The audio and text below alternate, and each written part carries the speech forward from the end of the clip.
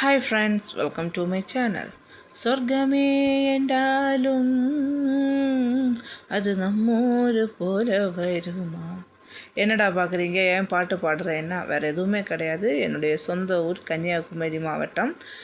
நாங்கள் இன்றைக்கி 3 days ஹாலிடேனால சரி நம்ம கன்னியாகுமரிக்கு போகலான்னு பிளான் பண்ணியிருந்தோம். அதாவது நான் அம்மா வீட்டில் வந்திருந்தேன், நானும் என் குழந்தையும். அப்போ எங்கேயாச்சும் போகலான்னு பிளான் பண்ண இடம் தான் கன்னியாகுமரி. ஏன்னா அங்கே கிளாஸ் பிரிட்ஜ் எல்லாம் இருக்குது. அதுவும் இல்லாமல் என் குழந்தை இது வரைக்கும் கன்னியாகுமரி பார்த்தது கிடையாது. அவளுக்கு பீச்சுனாலே ரொம்ப பிடிக்கும். நாங்கள் கேரளாவில் இருந்ததுனால ஃபுல்லாமே அங்கே தான் நம்ம போயிட்டு இருந்தோம்.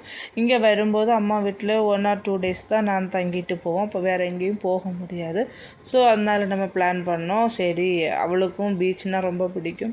அதுவும் அவள் இதெல்லாம் பார்த்தது கிடையாது. அதுவும் இல்லாமல் அன்றைக்கி கவர்மெண்ட் ஹாலிடேனால எல்லோரும் வீட்லேயும் இருந்தாங்க. ஸோ அப்படி நாங்கள் கன்னியாகுமரிக்கு நம்ம கிளாஸ் பிரிட்ஜு பார்க்க குடும்பத்தோடு போனோம். இப்போ பார்த்திங்கன்னா நம்ம விவேகானந்தர் மண்டல் போட்டிங் டிக்கெட் பார்த்திங்கன்னா 2 டைப்ஸ் இருக்கும். அதாவது ஒன்று 100 rupees, தென் அனதர் ஒன்று பார்த்திங்கன்னா 300 rupees. 100 rupeesனால் க்யூ ரொம்ப லாங்காக இருக்கும். அதுவும் இல்லாமல் ஒரு 4 hours வெயிட் பண்ண வேண்டியதாக இருக்கும். பட் 300 rupeesல இவ்வளோ டைம் ஆகாது. லைன் சீக்கிரமாக ஃபாஸ்ட்டாக போயிட்டே தான் இருக்கும். அதுவும் இல்லாமல் ஸ்பெஷல் ஃபெசிலிட்டிஸ், அதாவது ஸ்பெஷல் போட்டெல்லாம் இருக்கும். இப்போ நீங்கள் அந்த ஒயிட் கலர் போட் பார்த்தீங்களா, இதுதான் 300 rupeesக்குள்ள போட்டு. மற்றபடி 100 rupees பார்த்தீங்கன்னா நம்மளோட தமிழ்நாடு சாதா ஆர்டினரி போட்டு போல் தான் இருக்கும். அப்படி 2 டைப்ஸ் இருக்குது. தென் நம்ம டிக்கெட் எடுக்க வரணும்னா மார்னிங் 7:45லேருந்து ஈவினிங் 4 o'clock வரைக்கும் டிக்கெட்டு டைம். அந்த டைமில் நம்ம எவ்வளோ சீக்கிரமாக வரோமோ அவ்வளோ சீக்கிரத்துக்கு நமக்கு இந்த விவேகானந்தர் மண்டபத்துக்கு வரலாம். பட் 300 rupees எடுக்கிறவங்களுக்கு பிரச்சனை கிடையாது, நம்ம சீக்கிரமே வந்துடலாம். பட் 100 rupees சொல்லும்போது ரொம்ப கஷ்டப்பட வேண்டியதாக இருக்கும். அப்படி நம்ம போட்டிங் வந்துட்டு இங்கே விவேகானந்தர் மண்டபத்தை ரீச் பண்ணோம். இப்போ இங்கேயும் என்ட்ரி ஃபீஸ் அதாவது 30 rupees ஆகும் டிக்கெட்டு. நம்ம அதுவும் அந்த டிக்கெட்டும் எடுக்கணும். எடுத்த அப்புறம் செப்பல்ஸ் எதுவுமே இங்கே அலௌடு கிடையாது. ஸோ நம்ம டிக்கெட் எடுக்கிற பக்கத்திலே தான் நம்ம செப்பல், ஷூஸ் எல்லாமே ரிமூவ் பண்ண வேணும். ஏன்னா நம்ம விவேகானந்தர் மண்டபத்தில் போகும்போது அது பக்கத்தில் தான் நமக்கு திருவள்ளுவர் ஸ்டாச்சுக்கு போக உள்ள கிளாஸ் பிரிட்ஜ் இருக்கும். ஸோ அதனால தான் இங்கே இருந்தே நம்ம என்ன பண்ணுவாங்கன்னா எதுவுமே செருப்பு எதுவுமே அலௌடு கிடையாது. அப்படி நம்ம இங்கே வந்துட்டோம், விவேகானந்தர் ராக்ஸுக்கு வந்துட்டோம். இங்கே பார்த்திங்கன்னா பார்க்குறதுக்கே அவ்வளோ அழகாக இருக்கும். அதுவும் இல்லாமல் இன்னைக்கு பார்த்திங்கன்னா கொஞ்சம் ஒரு மழை டைம் ஆகும். பார்க்குறது கார் மேகங்கள் எல்லாம் சூழ்ந்து நல்ல ஒரு வியூஸாக இருந்துச்சு. பார்க்குறதுக்கே ரொம்ப நல்லா இருந்துச்சு. நல்ல காற்றும் இருந்து, அதாவது நமக்கு இந்த 3 பக்கமும் கடல் சூழ்ந்து இருக்கிறது. நம்ம இப்போ 90s கிட்ஸ்க்கு தெரியும். நம்ம ஒரு தமிழ் சப்ஜெக்டில் தான், அது எந்த கிளாஸ்ன்னு தெரியாது, நம்ம ஒரு பாட்டு படிச்சிருப்போம், கன்னியாகுமரி கடல் நடுவே பாறைகள் மோதும். அந்த மாதிரி ஒரு விவேகானந்தர் பாடல் உண்டு. அதுதான் நமக்கு இப்போ சீக்கிரமாக ஞாபகம் வரும். அப்படி நம்ம நல்லா என்ஜாய் பண்ணோம். அதுக்கப்புறம் விவேகானந்தர் மண்டபத்துக்குள்ளால போனோம். அவர் தியானம் பண்ண இடங்கள் எல்லாம் சொல்லி தந்திருந்தாங்க. இதுதான் இதுக்கு முன்னாடி வந்திருக்கேன். பட் என் குழந்தைக்கு இது ஃபஸ்ட் டைம். அவளுக்கு தான் ரொம்ப சந்தோஷமாக இருந்துச்சு. ஒரு இடத்துல நிற்கவே இல்லை, சும்மா ஓட்டம் தான். நாங்கள் அவளுக்கு பேக்கில் போகிறதுக்கு தான் எங்களுக்கே டைம் ஆகிடுச்சு. அவள் எல்லாமே நல்லா என்ஜாய் பண்ணால். அதுவும் இல்லாமல் என்னோடய சகோதரோட குழந்தையும் உண்டு. அப்படி அது குழந்தைகள்னாலே உங்களுக்கு தெரியும், ஒரு இடத்துல அடங்கி இருக்க மாட்டாங்க.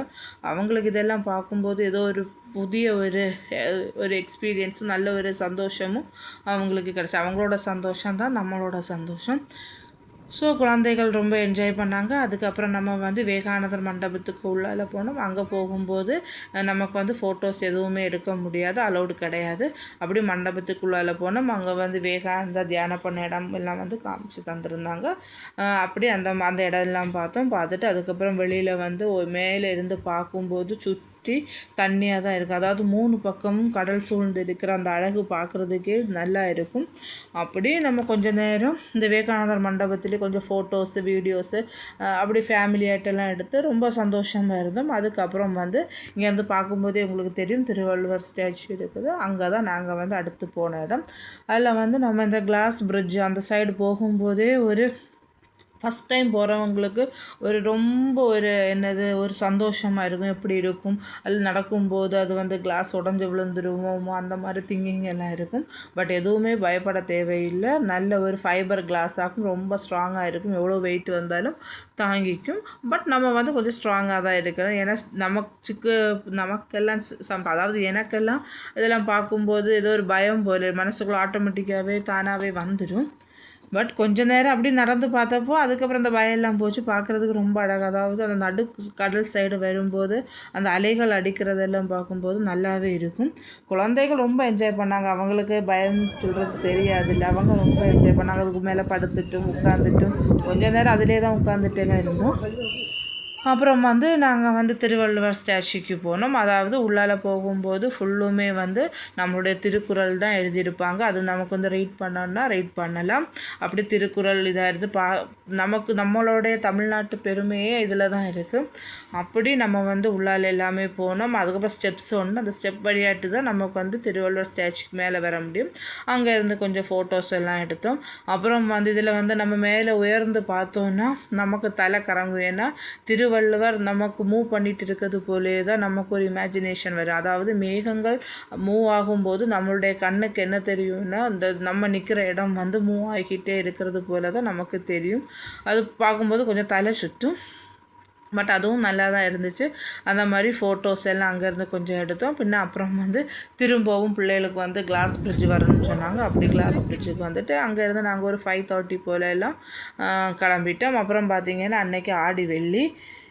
ஸோ நமக்கு வந்து அங்கே உள்ள கன்னியாகுமரி அம்மாவையும் தொழுதுட்டு தரிசனம் பண்ணிவிட்டு அதுக்கப்புறம் கொஞ்சம் நேரம் கடல் பக்கத்தில் அங்கே அலைகள் கேட்குற அந்த பக்கத்தில் போய் உட்காந்து சும்மா கொஞ்சம் ஸ்நாக்ஸ் எல்லாம் வாங்கி சாப்பிட்டோம். அதுக்கப்புறம் வந்து சரி வீடு கிளம்பலான்னு சொல்லிட்டு அப்படியே போகிற வழியில் கொஞ்சம் ஷாப்பிங்கும் பண்ணோம். பிள்ளைகளெல்லாம் விடவே மாட்டாங்க. அவங்களுக்கு அது வேணும் இது வேணும்னு தான் சொல்லுவாங்க. அவங்களுக்கு இஷ்டம் உள்ளதெல்லாம் வாங்கி கொடுத்தோம். ரொம்ப சந்தோஷமாக இருந்துச்சு. நீங்களும் வாங்க, என்ஜாய் பண்ணலாம்.